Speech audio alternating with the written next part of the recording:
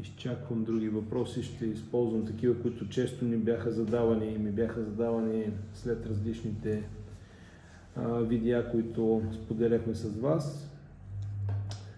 Едната група са свързани най-вече с причините, най-вече поведението при установяване на дискова херния. И така, дисковата херния всъщност е една от проявите на така наречената дискова болест при хората. Тя може да засяга различни отдели на гръбначния стълб, било то най-често шийният отдел или още по-надолу в лумбалния. И разбира се, конкретното поведение при всеки един болен изисква една много по-комплексна оценка. В нея се включват, разбира се, специалисти от различни области в медицината, невролози, постуролози или хора, които се занимават с стойката, специалисти по физикална и рехабилитационна медицина и много често се налага и консултации с неврохирурзи. За да се постави точната и ясна диагноза и оттам съответно да се премине към адекватно лечение, са необходими да бъдат изготвени и определени образни изследвания. Най-често това са рентгенови снимки, ядрен магнитен резонанс или скенер. Спрямо образите, които се установят и клиничната картина, която се установи при дадения пациент, се преминава и към съответното лечение. За щастие в последните години все повече от случаите успяват да бъдат добре лекувани и без да се налага оперативно лечение. Т.е. за операция стигат само една малка част от пациентите. В практиката ни тук, в клиниката, където работя, имаме и доста спортисти, които страдат от подобен тип проблеми и спокойно мога да кажа, че голяма част от тях успяваме да бъдат излекувани, така че без да се налага те да бъдат оперирани. Разбира се, това се случва с определени и то продължително време прилагани лечебни неоперативни средства. От една страна медикаменти, но основната част това се пада на физикалната медицина и на апаратните способи за облегчаване на болката и разбира се най-вече на кинезитерапията, т.е. на двигателната терапия. Така че при всеки един пациент с дискова болест и с дискова херния се изисква една поредица от консултации. Много трудно може да се даде съвет, особено в така индиректна комуникация, каквато е в момента. Така че съветвам всеки един, който има подобен тип проблем, да потърси преглед първо при специалист. Така, в момента тук виждам само коментар на, знаете ли какви точно, не мога да разбера въпроса. Добре, продължавам със следващ въпрос. При смяна на тазобедрена става, т.е. след смяна на тазобедрена става, се е появила болка в гърба. Какво трябва да се препоръча или какво трябва да се приложи при такъв тип болен? Сега, обикновено след такъв тип сериозна ортопедична операция се налага един продължителен курс на възстановяване. Той е строго индивидуален, разбира се. При пациенти с запазена мускулатура този процес протича много по-бързо и по-лесно. Ето защо в много случаи препоръчваме дори преди, тъй като това са обикновено операции, които са планови, да се приложи така наречената прехабилитация или още предоперативно, преди насрочената дата за операция, да се подготвят мускулите и въобще цялото тяло, организма на пациента за предстоящата операция, тъй като в последствие възстановяването би било много по-бързо и по-лесно. Тогава, когато се появи болка в гърба следствие на операция след смяна на тазобедрена става, много често или възстановяването не е приключило добре, или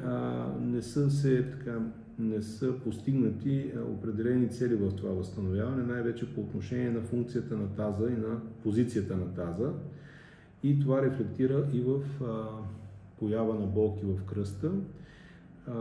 Обикновено какво се препоръчва? Отново по-активна физио и кинезитерапия, лечебни упражнения, които имат за цел да стабилизират мускулите около тазовия пръстен и разбира се така наречения мускулен курсет на корема и на гърба, така че да стабилизират лумбалния гръбнак и оттам да намалят появата на тези болки.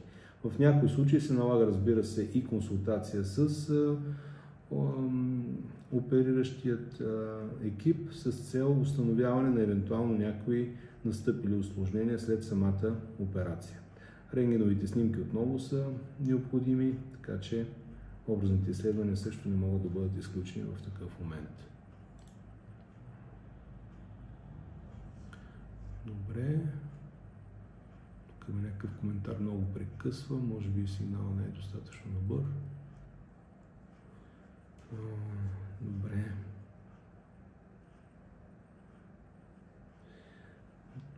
Въпрос: какво е лечението на остеопения? Най-вероятно има предвид тази жена.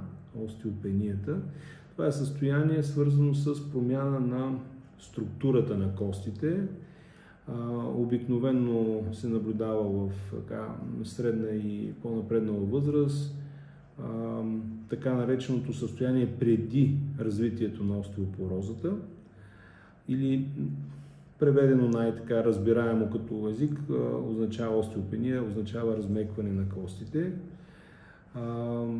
Наблюдава се, казах, най-често при жени и обикновено препоръката от наша гледна точка е следене на лабораторни показатели, свързани с обмяната на калция и на фосфора, с въобще костното здраве. Препоръката е да се правят сравнително регулярни, поне веднъж годината, изследвания на костната плътност и като лечение, това, което се препоръчва най-често по отношение на хранителни добавки, витамини, съдържащи витамин D, витамин К, калций и, разбира се, един изключително добър кинезитерапевтичен подход. Това са определени упражнения, с които се засилва мускулната сила, мускулната маса и оттам ефекта върху костната плътност.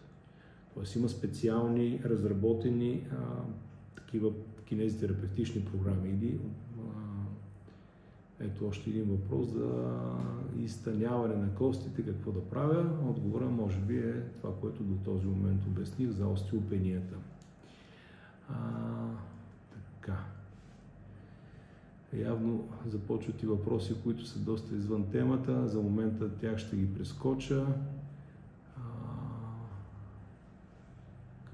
Проблеми с коленете след бременност. Сега, по принцип, бременността е състояние, което настъпват доста изменения по отношение на опорно-двигателния апарат, свързани с хормоналните промени при бременните и, разбира се, с промените, които са свързани най-вече с промяната на теглото им, с евентуалното обездвижване, ако такова при някои случаи се наблюдава.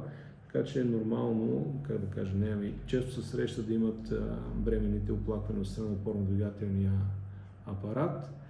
По отношение на приема на медикаменти, в такива случаи при бременните той трябва да бъде винаги след консултация с наблюдаващия гинеколог, тъй като в определените периоди на бременността лекарствата, които приема бременната, директно може да увредят или да окажат въздействие върху плода, така че те трябва да бъдат внимателно подбрани. Това не става като самолечение, изисква задължителна консултация, но е възможно да бъдат приемани в някои случаи добавки, които имат значение по отношение на подобряване на здравето на хрущялите, тъй като при бременето обикновено болката е свързана с по-голямото натоварване в ставите от покачването на телесното тегло. Така. Специално за контактите с нас, телефон, адрес, просто съветвам всеки от вас да влезе в профила ми, там в началото, в началната страница са отбелязани и адреса на клиниката, в която работя, и телефоните за евентуални консултации. Добре.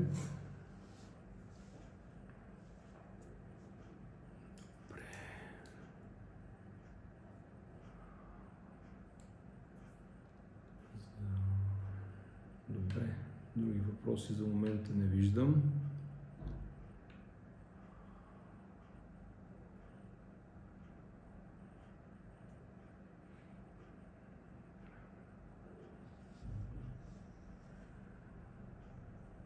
И успявате ли да проследите, ако има пък въпроси, които аз изпускам? Ето въпрос на Трифон Грозданов. Какво може да кажете за гръбначното изкривяване? Така, една тема, която също доста разглеждахме в последните месеци като видеа. Сега, гръбначните изкривявания са първо един доста напоследък често срещан проблем, зачестяващ, да го кажа така. Най-различни видове са. Те на първо време изискват специализиран преглед за установяване на това какъв е типа на гръбначното изкривяване, дали става въпрос точно за нарушена само стойка или вече говорим за едно структурно изменение на гръбначния стълб. И стъпките в такива случаи са следните. Задължително първо консултация може при нас или при колеги, които се занимават с така наречените постурални нарушения или нарушения в позицията на тялото и стойката. Последни години се използват все повече и повече и така нови технологични средства за това. Разбира се, и при един преглед класически могат да бъдат установени само при огледа определени белези, които да говорят за едно или друго тип гръбначно изкривяване. Но истинското гръбначно изкривяване, за щастие, се наблюдава в сравнително малък процент от случаите. И в повечето случаи става дума за сравнително леки форми, които с правилно поведение, а именно определена тип изправителна гимнастика. Не съветвам веднага да се прилагат курсети и други ортезни средства, с които да се започне пасивно корекция на стойката или на изкривяването, а именно трябва да се процедира първо с средствата най-вече на изправителната гимнастика, т.е. на кинезитерапията, и при нужда, разбира се, наблюдаващия лекар ще назначи, ако трябва, рентгеново изследване, за да се определят вече някои по-детайлни изменения на гръбнака. Но на първо място трябва да бъде направен един сравнително достъпен вече преглед при специалист. В едно от видеята, посветени на гръбначните изкривявания, бяхме поместили в първи коментар един доста дълъг списък на места в цялата страна, където съществуват вече такива специални уреди, апарати, с които може това да бъде направено сравнително лесно. Те не натоварват както рентгеновото изследване, т.е. няма никакво облъчване и са абсолютно безвредни, особено при децата. Така, благодаря, здравейте, какво бихте препоръчали при болки във врата? Тоест въпрос в момента, който виждам. Сега, честа причина, първо да почна от там при болките във врата, е така наречената неправилна позиция на главата или протракцията на шията и на главата напред, свързана най-вече с седящите професии, нещо, което въобще, особено след пандемията, са засилятски много. Хората все повече и повече работят в седнало положение, изкривени пред монитори, което води до един постоянен момент на сериозен стрес и натоварване в областта на шията. Най-честата причина въобще за болките в гърба, билото с локализация в шията или в гръбнака по-ниско, т.е. в кръста, са свързани с претоварване на мускулите, които поддържат гръбнака ни изправен. И близо 80% от болките в такива случаи се дължат наистина на, казваме, миогенни причини или причини, свързани с мускулите. Те обикновено стават твърди, спастични, това може да бъде само от едната страна, да се получи така изкривяване на врата в ляво или в дясно. И тогава в такъв момент, преди да се прибягва веднага до самолечение с какви ли не лекарства, един опитен терапевт би могъл чрез помощта първо на ръцете си, разбира се и с определени апарати, да подпомогне отпускането на тази стегната пренатоварена мускулатура, която е предизвикала болките. За щастие, в много по-редки случаи става въпрос вече за проява на симптоми на дискова болест с всичките й проявления, като дисковите протрузии или пък дискова херния. Само за момент тук има някакъв сигнал, че сме стигнали някакъв. Окей. Сега отново ще се върнем в TikTok. Добре. При болките във врата много добър метод и способ, това е мануалната терапия, чрез която се повлиява върху тонуса на мускулатурата, постига се съответно релаксация на тези пренатоварени мускули, оттам пациента чувства облегчаване. От медикаментите, така да го кажа, които не изискват лекарско предписание, най-често се използва различни магнезиеви препарати, тъй като магнезия сам по себе си, разбира се, в комбинация с други микроелементи като калций, има отношение към мускулния тонус. И разбира се, много важно нещо, което много често се пропуска, е добрата хидратация. Тоест, когато човека приема достатъчно количество течности и неговата мускулатура е добре хидратирана, тя трудно изпада в това състояние на спазъм, на продължителни болки. Така че, особено през топлите месеци, съветвам хората активно да приемат достатъчно количество течности, което за един възрастен организъм с тегло 70-80 кг означава някъде в рамките на 2 литра и половина на ден. Така.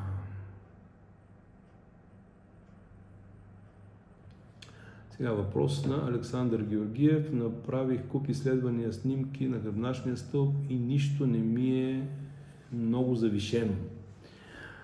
Така, това е едно от потвържденията на моите думи от преди малко, във връзка точно с факта, че много често болките в кръста или във врата, въобще в гърба ни се дължат на увреждания и промени в нашите мускули, а не в костите. Съответно, когато се направят особено рентгенови снимки, там могат да се видят само някои индиректни белези, а общо взето картинката изглежда нормална. И често такива пациенти казват, ама тук всичко ще изглежда нормално, но мен продължава да ме боли. Тогава със сигурност трябва да търсим причината по отношение на работата на мускулите или така наречените мускулни дисфункции, за които вече споменах преди малко при болките във врата. Така че на рентген може да изглеждат образите нормални, но въпреки това пациента да има оплаквания и в такъв момент просто го съветвам да потърси помощта на физиотерапевт. Така.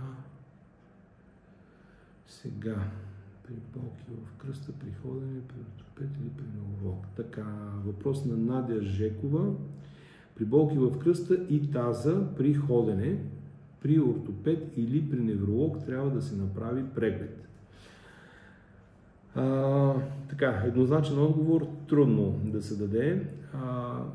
По принцип и единият и другия подход, т.е. дали ще се потърси първо мнението на ортопед или пък невролог, и едното и другото ще свърши със сигурност работа. Много често ортопеда да ви прати, ако установи и неврологична симптоматика, да ви насочи към невролог и обратно. Това е общо взето една такава интердисциплинарна проблематика, която изисква поглед и от едната страна и от другата страна.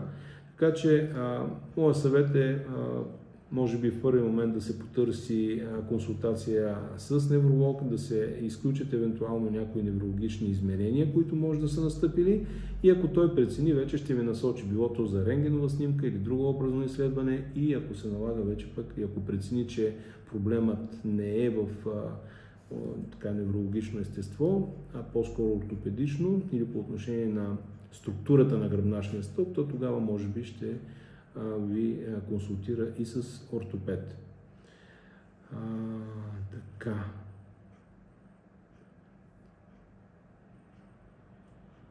Сега въпрос на Светозар Цветанов. На базата на вашата практика, колко често като причина за болки в кръста отдавате на патология, свързана с сакроилиачната става?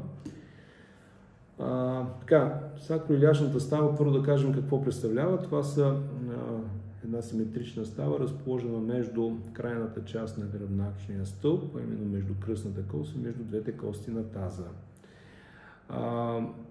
Уви, не мога да цитирам абсолютно точно в момента като процент колко от случаите на болки в кръста са свързани с патология на сакроилиачната става или изменения в тези стави, тъй като те сравнително трудно се диагностицират и много често остават неразкрити, но от нашата практика наистина тук в нашия протокол на поведение почти при всеки пациент с оплакване от болки в кръста обръщаме внимание и на функцията на сакроилиачните стави.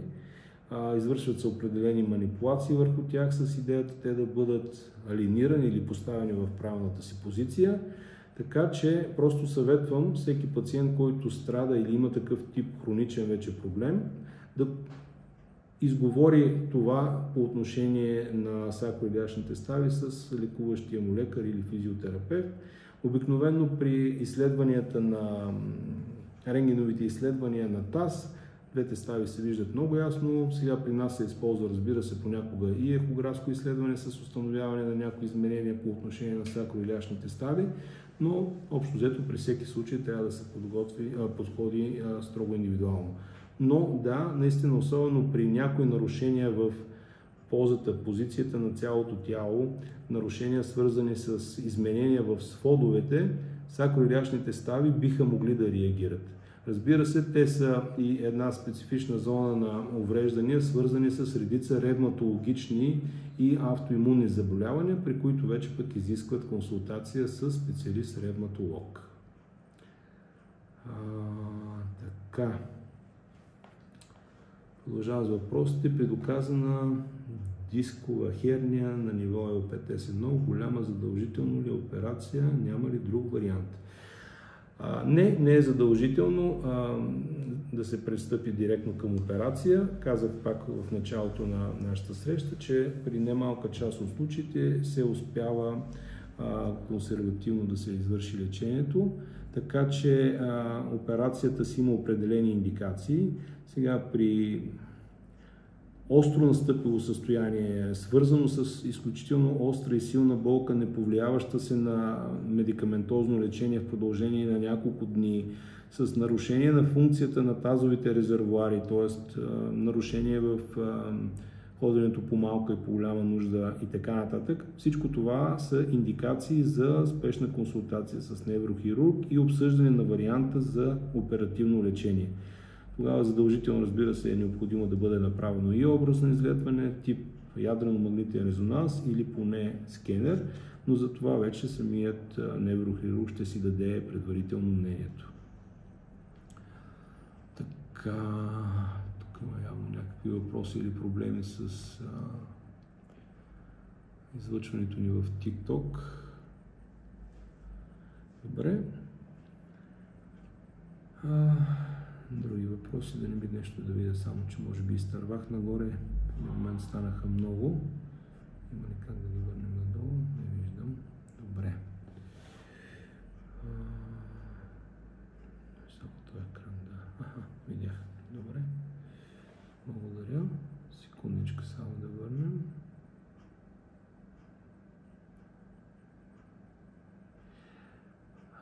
Така, Габриела Топалова, здравейте, какво ще препоръчате при невралгия?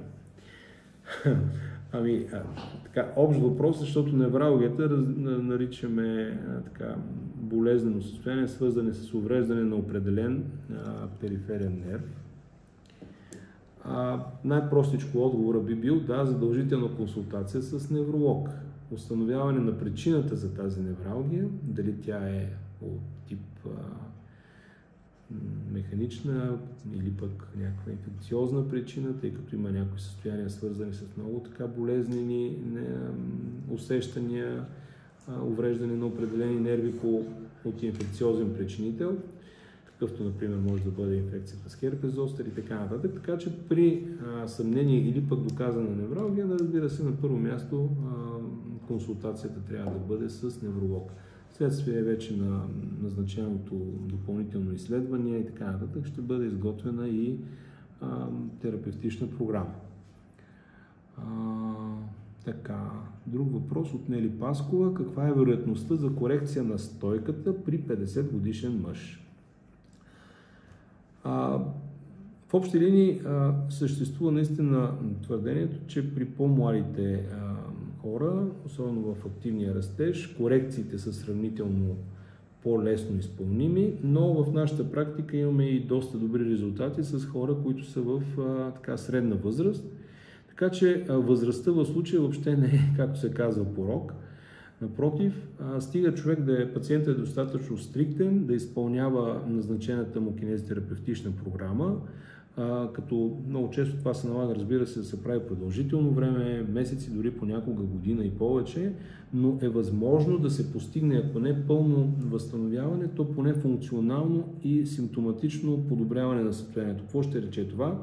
Човека да се чувства доста по-добре, нарушенията, които са водили най-често до болки или скованост и така нататък, да намалят, така че наистина той да живее един малко по-пълноценен живот.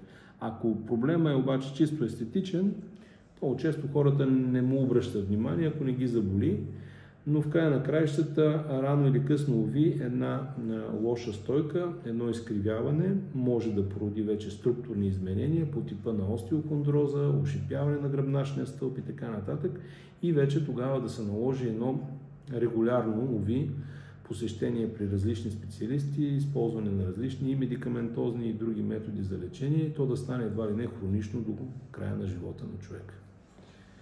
Така, да видим дали нещо нагоре съм изтървал или пък.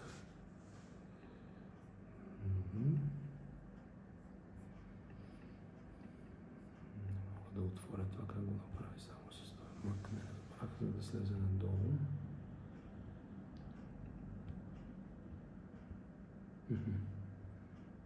Добре. Може би надолу, ако трябва да следим още. Да, ето тук има много. Давайте при... Не. Отново въпрос, възможно ли е изправене на гръбначния изправене на гръбначния стълб при сколиоза и кифоза след 60 плюс години? Да, казах, че е възможно и трябва да се направят съответните терапевтични подходи при такива хора. Нали? Не трябва да отписваме факта, че те са на определена възраст и да смятаме, че вече те са необратими, но въпросът е, че при всеки един човек резултата би бил различен. Но не би трябвало да ги отказваме от лечение. Сега, при вече по-възрастните хора, разбира се, много често имаме един друг проблем, свързан с, от една страна, загуба на мускулна маса, на мускулна тъкан, която до някъде е физиологичен феномен, понякога обаче е свързан и с начина на живота, именно най-вече обездвижването. Тоест тези хора все по-малко мускулатура активна имат и това е като цяло сериозен проблем и един от белезите на остаряването. Отделно от това, много често сред тях вече наблюдаваме и повишено процентно съотношение на норменото тегло. Тоест при тях имаме да решаваме освен изкривяването и други проблеми, свързани с опорно-двигателната им система. И когато работим върху една изграждане или възстановяване на една здрава мускулатура, то неминуемо това води и до подобряване на тяхната стойка. Така че съветвам хората да не се отчаиват, да не се, така грубо казано, отписват, да кажат: аз съм вече над определена възраст, той е от ЕГН-то, аз съм си така от цял живот и така нататък и така нататък. Има един много хубав закон, че мускула, когато и да бъде стимулиран, т.е. без значение от нашата възраст, стига да прилагаме правилно определени действия, упражнения, спорт, мускулатурата се възстановява. За разлика от много други тъкани в нашето тяло, която, уви, когато се загуби, много трудно можем да я възстановим. При мускулите, за щастие, не е така. И една голяма част от нашата маса, между 45-50% от теглото на възрастния човек, се пада на мускулите. Така че съветвам всеки един от вас да полага активно грижи за тях, което на практика не ни струва нищо. Разходката в парка, провеждането на няколко така основни упражнения, може би някои да са ги забравили, да си ги припомнят от по-малите години, не изискват нито кой знае какво оборудване, нито изискват някакви средства, изискват малко внимание и време. Така че и 60 годишните и нагоре, нека да не се отчаиват, а да потърсят физиотерапевт или кинезитерапевт, който да им помогне в борбата с лошата си стойка. Така, тук имаме въпроси. Добре. Въпрос: здравейте, в какво сте специализирали? Става въпрос така. Работя като консултант по спортна медицина и кинезиология.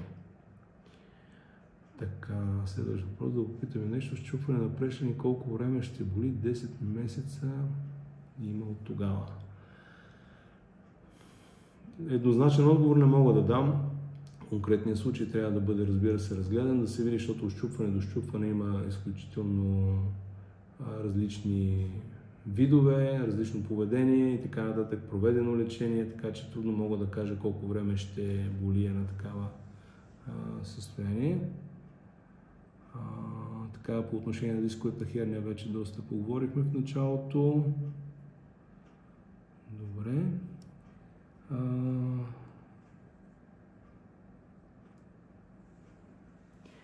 Следващ въпрос, свързан малко страни от темата, но силни болки в колената при възрастна жена и какви начини за облегчаване на болката има. По всяка вероятност става въпрос за артрозни изменения в коленната става, ако не става дума за някаква травма, разбира се, но в повечето случаи във възрастта се развиват тези хронични изменения. Лечението при това заболяване, наречено гонартроза, в клиниката, където работя, при нас е комплексно, т.е. то включва различни методи. Било то медикаментозни, с различни симптоматични лекарства, с които се облегчава болката, но те изискват лекарско предписание, те не могат. Има и такива, разбира се, които могат спокойно да се купуват без рецепта в аптеката, като стандартните обезболяващи, но при тях проблема е, че не могат дълго време да бъдат приемани, тъй като започват да имат странични ефекти. Тях се използват само в определени кратки срокове за облегчаване. В повечето случаи се налага при по-напредналите случаи да се поставят вече различни инжекционни препарати, но това се определя в зависимост от степента на увредата. За да се определи степента на увредата в коленната става, е необходимо поне да бъде направен клиничен преглед и рентгеново изследване с натоварване. Тоест рентгеновата снимка се прави в изправено положение, говоря при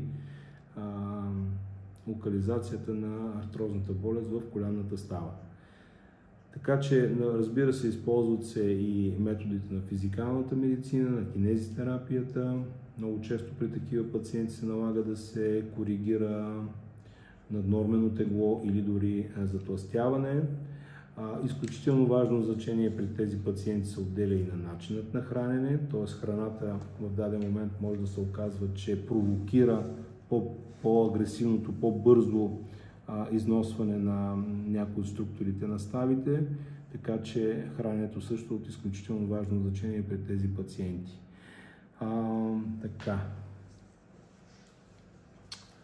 Тук вече виждам малко по-добре. Изтръпване на ръката, какво лечение да приложа.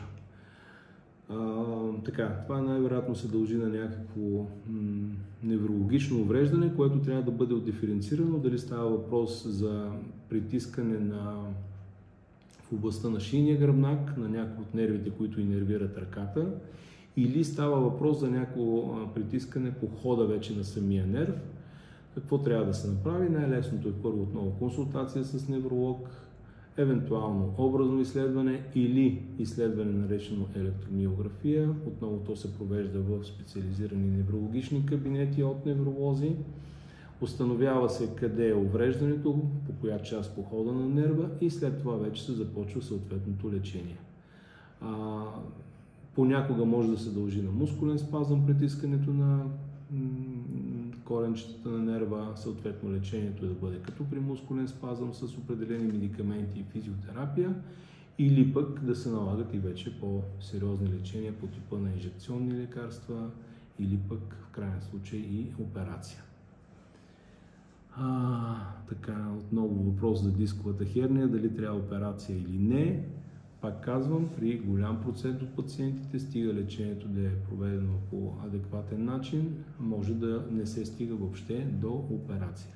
Но ако болките са продължителни, не повлияващи се на консервативно лечение, то най-малкото консултацията с неврохирург и преценка на лечението в специализирана клиника по неврохирургия тогава е задължително.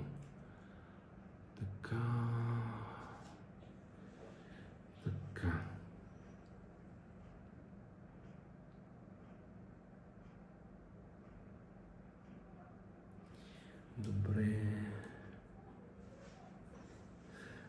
Бихте ли направили клип в TikTok, упражнения при сколиоза и какъв период трябва да се правя? Това е въпрос на Габриела Станева. Ние сме по доста вече клипове качили с различни примерни упражнения, но може би тук ще използвам въпроса да ви дам един общ съвет. В момента в интернет пространството особено може да се намерят хиляди предложения. Какви ли не упражнения, проведени по какъв ли не начин. Най-важното нещо обаче, което всеки един пациент трябва да разбере първо, е да знае какъв тип упражнения са подходящи за него в конкретния период. Едни са упражненията, които препоръчваме и обучаваме пациенти да правят, когато имат остър период на болка, т.е. болестта е в остър стадий. Друго е, когато тя е вече преминава в един хроничен стадий. В единия случай трябва да релаксираме мускулатурата, която обикновено е стегната, ригидна, твърда и да подпомогнем по този начин медикаментозното лечение.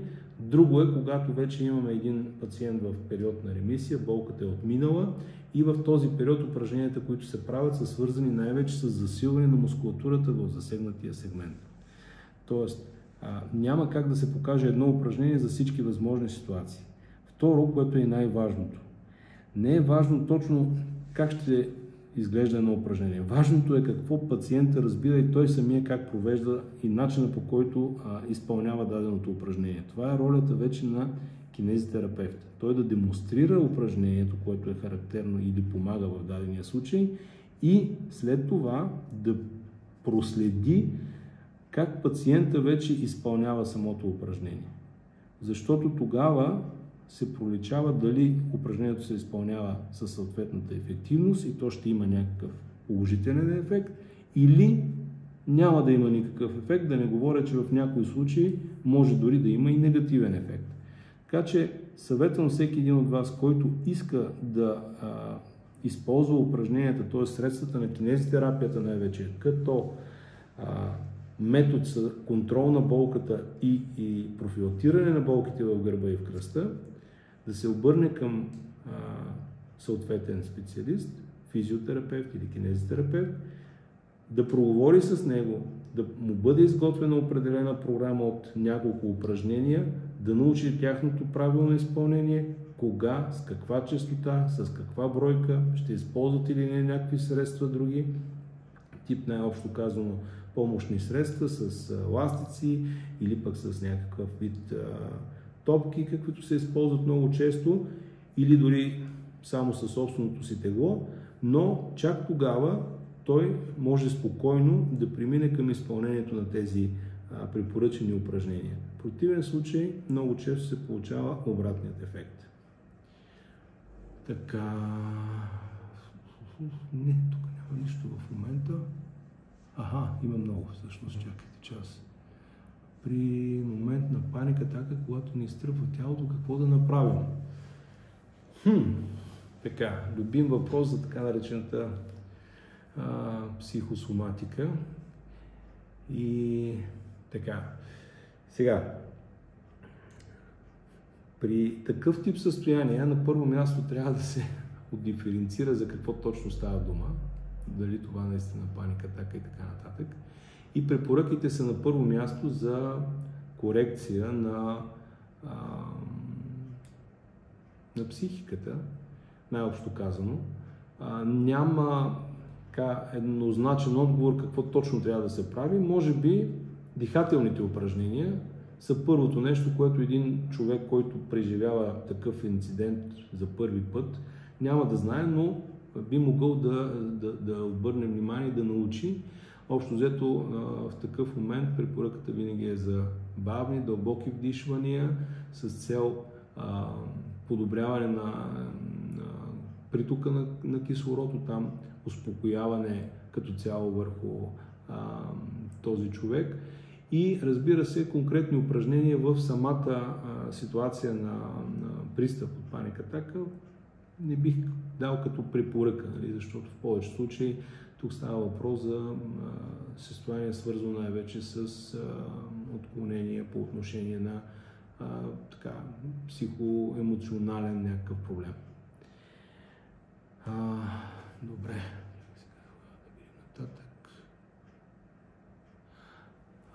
Не съм невролог, споменах няколко пъти, аз съм консултант по спортна медицина и кинезиолог. Така. Да върнем сега. По-нагоре. Така. Здравейте, сестра ми се оказа, че има възпален малък таз. Как се лекува това? По всяка вероятност става дума за възпалителен процес, който ангажира орган в малкия таз.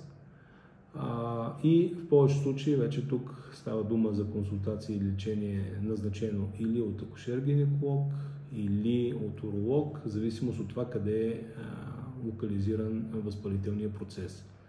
Така че в повечето случаи трябва да се обърнете към такъв специалист.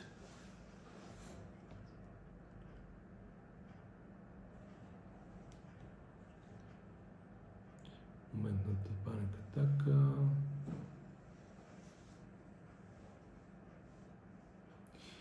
Един интересен въпрос. Болката в кръста може ли да има общо във външната част на стъпалото?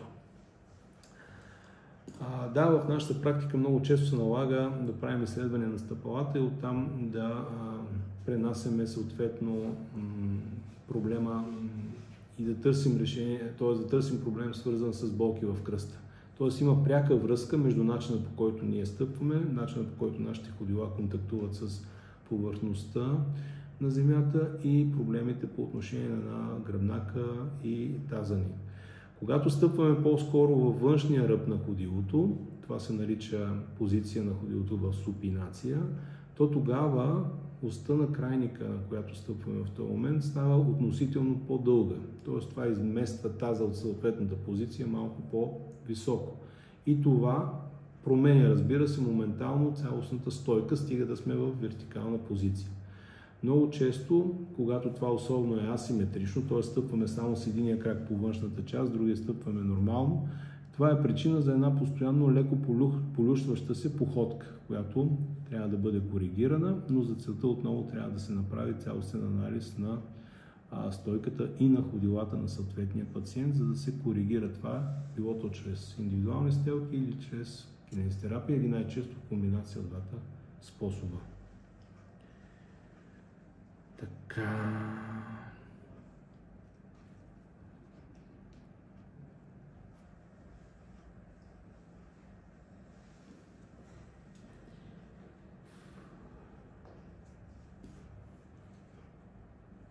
Доста дълъг въпрос, който ви не мога да отворя тук. Прегледи в Бургас правите ли? За момента не. Нямам такава възможност. Чисто физически. Добре.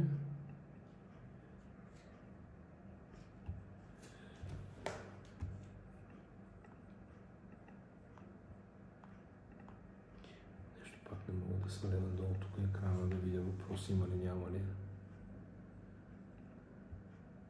Ага, добре.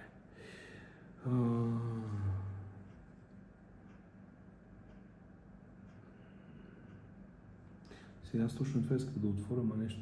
ето си мора, ама не иска да отвори до край, защото има продължение на този въпрос. Този.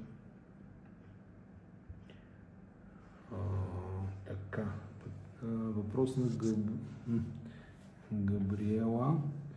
Само да видя, че да. Габриела Станева. Според вас на какво се дължи мускулна слабост и болки от рамото към цялата ръка, обхващаща задната част на плешката и мускула към гърдата? Ходила съм на образна диагностика при 3 различни невролога. Никой не ми каза нищо конкретно. Преди бях отново при невролог и ми изписа линефор от 50 мг и бакофен от 10 мг. Сега, мускулната слабост може да се дължи на различни причини, било то до травматични, което най-вероятно в случая не става въпрос за такова, и най-вече свързани с изменения по хода на инервиращия дадения мускул нерв. Така че място за конкретно диагностициране и установяване на лечение е разбира се, при невролога, но не знам от образната диагностика какво е установено. Има ли някакви нарушения по отношение на гръбначния стълб или не. Терапията, която виждам като цитирана тук, е, така да го кажа, често използвана при различни състояния на засягане на гръбначно-мозъчни нерви. Сега просто бих посъветвал тази жена да продължи с консултациите при невролога, който назначил тази терапия, тя да бъде проследена във времето, да се установи има ли, няма ли ефект и така нататък. Уви, много често при различните невралгии се налага продължително лечение, т.е. няма как в рамките на няколко дена, седмица или две да се постигне нужният ефект. Още повече, че когато имаме продължителен момент на компресия върху нерва и нервното коренче, възстановяването на проводимостта и на чувствителността и респективно намаляването на болката изисква много време, понякога дори няколко месеца, 6-8 месеца и така нататък. Сега, разбира се, тук винаги се използват в комбинации други медикаменти, някои от тях хранителни добавки, съдържащи витамини от група В, така че може би трябва да се включи и такъв препарат според мене. Добре, тук изтървахме. Имам болки във върва, с колан дълги години, направил съм куп изследване резонанси. ИГ е много завишено. Тоест най-вероятно при този пациент се налага консултация и с ревматолог, за да се изключи евентуално някаква автоимунно заболяване по отношение на гръбнака с кованост, особено характерна при болестта на Бехтерев. Така че би го посъветвал да се обърне за консултация към ревматолог с тези изследвания, които вече е направил. Добре. Ще въпроси, ако видим, ако има. Тук вече не. Само момент върни надолу, видях един много интересен въпрос. Така, какъв е ефектът от приема на колаген? Тема, на която смятах да отделя цяла сесия. Сега, колаген определено има място при лечението на много от тези дегенеративни ставни заболявания, особено тези, които засягат и гръбначния стълб, и гръбначните ставички. Но въпросът е в каква форма и по какъв начин. В момента, разбира се, ежедневно виждаме и реклами, виждаме и слушаме постоянно препоръки за прием по какъвто и да било начин, най-вече перорален, но вид той е най-малко ефективният. Т.е. приемането на колагенов препарат през устата изисква едно по-продължително време на приемане и по този начин всъщност ние доставяме в тялото си аминокиселини, от които в последствие нашите клетки в определени структури на съединителната тъкан синтезират наново колаген. Тоест, не се, така като съвет го давам на пациентите си, не се влияйте толкова много от посланията на рекламите в момента, дали е толкова милиграма, толкова пречистено с такъв или такъв произход. В края на краищата за нашите тела приема на колаген през устата означава прием на специфични аминокиселини. Ние разграждаме колагена, това е протеин, в стомаха започва неговото разграждане, след това в тънките черва продължава и накрая резорбираме не колагена като готова голяма молекула, а неговите съставни части, а именно аминокиселините. Разбира се, има и други методи за прием на колаген, било то инжекционен, напоследък вече и трансдермален, като при трансдермалния път се използват и там ясно се казва, че се препоръчват и се доставят в тялото с съединения, от които нашето тяло на место си синтезира нужния колаген. Така че, когато приемате колаген през устата, първото нещо е, че трябва да бъдете готови един по-продължителен курс на лечение, 3-4, понякога до 5-6 месеца на постоянен прием, за да има евентуален ефект и този ефект ще бъде сравнително съпоставим с степента на вашето увреждане. Колкото една става или гръбначния стълб е по-увредена, толкова ви по-малък ефект ще получите от прилагането на колаген. Може ли въпрос на Петър Начев, можете ли да препоръчате носенето на колан за изправяне на стойката? Препоръката по отношение на различни средства, с които чисто механично коригираме стойката, ги давам, но малко по-късно. Обикновено започваме винаги с активната кинезитерапия, т.е. изправителната гимнастика. Различните ортезни средства, било то лумбостати или други, с които да коригираме стойката, не ги много харесвам и не ги препоръчвам веднага. По простата причина, че при леките форми те почти няма да имат ефект. Те ще имат ефект докато ги носите. До момента, в който така, образно казано, не ви писне да носите съответното средство, то стане вече досадно, хвърлите го и в този момент вашата мускулатура, която през този период на носене се отпуснала още повече, ще доведе до още по-голямо изкривяване. Разбира се, има случаи обаче, при които се правят специални курсети, при някои вече по-тежки форми на сколиоза и тогава те, разбира се, имат своето място на приложение, тъй като ефекта, който се постига чрез кинезитерапията, не може да бъде толкова силен. Сега, при някои групи пациенти, най-вече по-възрастни, които наистина имат, както споменах преди малко, доста нарушения в вече отслабени мускули, то тогава пак се препоръчва носенето на такъв тип колани или ломбостати, които да допълнително стабилизират частта от гръбнака, но това вече трябва да се прецени при всеки един конкретен пациент. Така че отново болки на дискова херния. В началото поговорихме доста така или иначе. Добре. Добре, сега продължаваме тук. Да. Благодаря ви много за изчерпателния отговор. И аз благодаря ви за вниманието, тъй като наближаваме вече краят на отделеното време за този лайв. Благодаря ви още и на всички. Аз ви благодаря на всички за отделеното внимание и време. Надявам се, отново казвам, да съм ви бил полезен. Запис ще бъде качен от този лайв. Тези, които се включиха по-късно, не можаха да чуят отговорите на първите въпроси в канала ни в YouTube, така че там може да намерите пълен запис на тази среща и да ви поканя на следващата ни такава среща, която ще бъде в края на следващия месец. Съответно, информация за нея може да получите както в каналите в Instagram, в Facebook и в TikTok. Така че просто следвайте канала и ще получавате съответно адекватната си информация.